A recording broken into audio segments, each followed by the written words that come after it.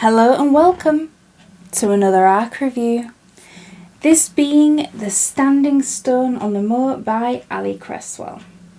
And as this is an ARC review, it will be completely spoiler free. So this one started with the author emailing me asking if I would be interested in reading and reviewing her book and being on her street team here in June. So that is happening, I think, on the 24th. I'm recording this just after I finished reading it, so I'd have to double check. But this video will be coming out on the 24th of June because that is when I'm part of the street team. And being part of a street team for a book means hyping it up on your social media. And as YouTube is my biggest form of social media that I have, the one that all my work goes into, this is why it's coming out today. Now by this point the book will already be out because it is, according to Goodreads, being published on the 17th of June. Now my written review on Goodreads is already up. This is just the video. Now looking at this cover, you wouldn't usually associate it with me and being somebody who loves horror. But although I do love horror, I love historical fiction, I love classic literature. And that is where I find my liking for this book. So, let's get into why I like this book with the blurb. And let's see if you like the sound of it too. Yorkshire, 1845. Folklore whispers that they used to burn witches at the Standing Stone on the moor. When the wind is easterly, it wails a strange lament. History declares it was placed there as a marker, visible for miles, a signpost for the lost, directing them towards home. Forced from their homeland by the potato famine, a group of itinerant Irish refugees sets up camp by the stone. They are met with suspicion by the locals, branded as thieves and ne'er-do-wells. Only Beth Harlish takes pity on them and finds herself instantly attracted to Rory, their charismatic leader. Beth is the steward of nearby manor Tall Chimneys, a thankless task as the owners never visit. An educated young woman, Beth feels restless, like she doesn't belong. But somehow home, the old house, the moor and the Standing Stone, exerts an uncanny magnetism. Thus Rory's great sacrifice, deserting his beloved Irish homestead to save his family, resonates strongly with her. Could she leave her home to be with him? Will he even ask her to? As she struggles with her feelings, things take a sinister turn. The peaceable village is threatened by shrouded men crossing the moor at night, smuggling contraband from the coast. Worse, the exotic dancing of a sultry-eyed Irishwoman has local men in a feverish grip. Their womenfolk begin to mutter about spells and witchcraft, and burning. The Irish refugees must move on, and quickly. Will Beth choose an itinerant life with Rory, or will the power of home be too strong? Now, I really enjoyed my time reading this book. It's over 500 pages on Kindle, and it did take me, I think, about a week or a couple of days. I can't remember. It took me more than one day to read it. And I love the gritty classics, the gritty gothic ones, such as Wuthering Heights, and anything by Catherine Cookson. Think those authors and you won't be disappointed with this. Because this book reminded me very, very strongly of those books, especially the Catherine Cookson ones, both in the style of writing and the events that happen on the page. It reminds me of things like The Cinder Path, The Malin Streak, dark, gritty, grimy at times, and things that you would find in them, you can find in this one. And it's not a carbon copy of those ones, it's in the same genre, and it's written really, really well.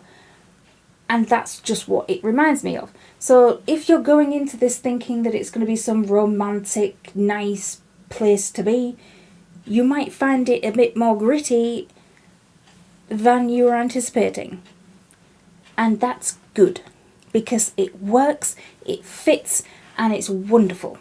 So you can kind of guess my reaction to this book. Now, we'll get onto the characters. You are in one point of view and one point of view alone, that being our main character, Beth Harlish. And she is a wonderful main character because you really feel for her. She is the one holding everything together. She is the one taking care of this big house, tall chimneys, that the owners have just abandoned. And Beth and her older brother Frank, they grew up there. They grew up with the people that own it when they used to live there, and she loves the house because she associates the house with her good memories of childhood, of growing up, all the siblings being together, having that happy home, that carefree life, and that's what she associates with, and she is proud to be the caretaker for this house, and she feels the weight of history on her shoulders. Now, I say that you really feel for Beth, and you do. Now, there was one point, one event, I wouldn't say it's very early on, but it's before you get to the halfway mark. This particular event elicited all kinds of emotions because I wanted to jump through the page and throttle more than one main character. Not Beth. I wanted to do it on her behalf because the way that people walk all over her is ridiculous. And I really felt her pent up frustration at events that are out of her control when someone has promised her something and she has asked for that help, for it to be just not done in the worst possible reasoning why. I wanted to jump through the page and throttle the lot of them, and I would have had great pleasure in doing that. Fiction be damned. And all the rest of the events, everything else that happens in this book, everything that goes right, everything that goes wrong, everything that goes all up in the air, can be winnowed down to this one event and the people that let her down. The repercussions of that whole thing just snowball for the rest of the book. And it's not that it's unbelievable, it's too believable what happens, that you feel like chucking the life out of them for doing it to her. This was the first. Now there are Rory, I think I'm saying his name right. It's sort of spelt Rory, but I think there is a pronunciation guide. I just haven't looked at it yet. I haven't looked at it before doing this video. I'm going to say Rory. He is a wonderful love interest because he has pros and he has cons.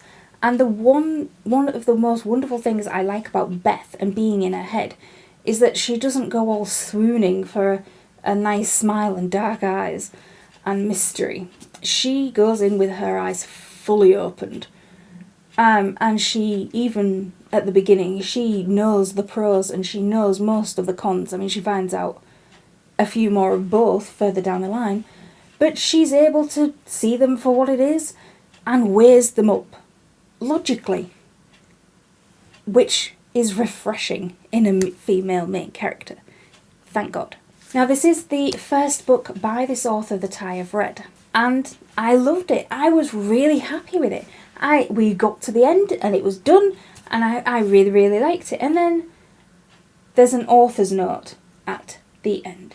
Now, I like reading author's notes. I like to find out where they got the ideas for the book. I like to find out what influenced them to write certain places.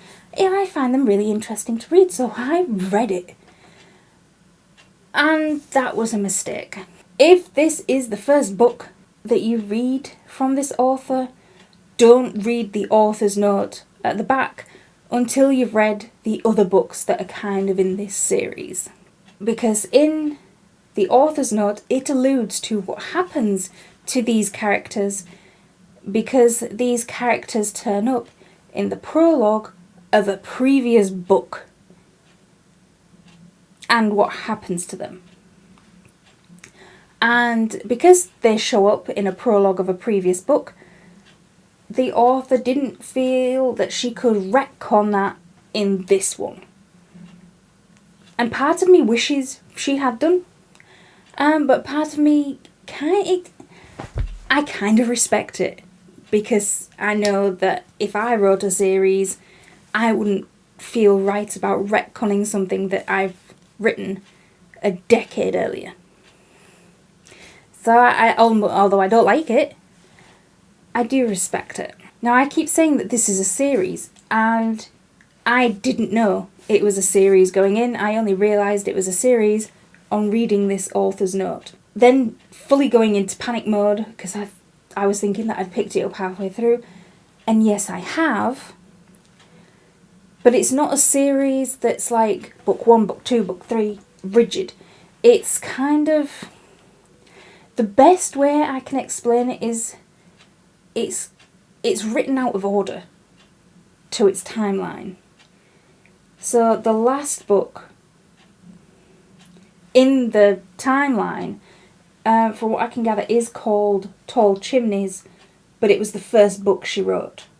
The other books are written sort of from here, and that one's here.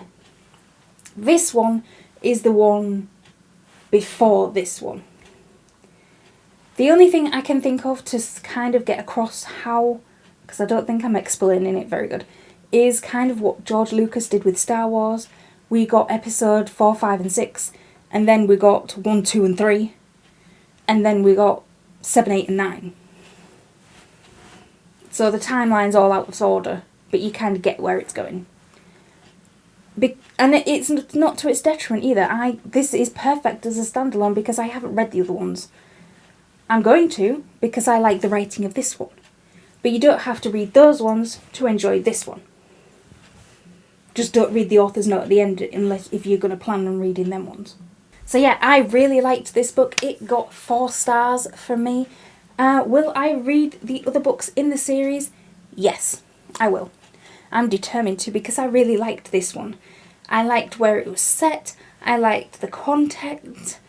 I liked everything about it because it reminded me so much of those other gritty classics.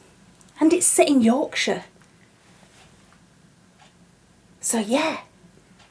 And I've been near Whitby. I've been up on the North York moors. I've been on the Yorkshire Dales. And yes, I can imagine this happening. It's believable. So if you like the gritty gothic classics, this is definitely going to be one that you are going to want to read, and I will link its sales page down below.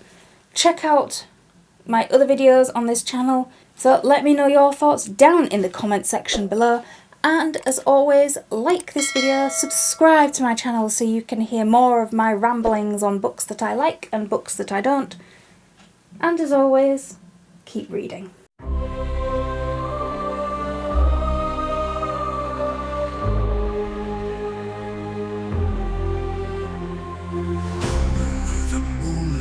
Soft embrace, dark star sips with calm and grace. Wine flows like whispers, secrets told in the night where dreams unfold.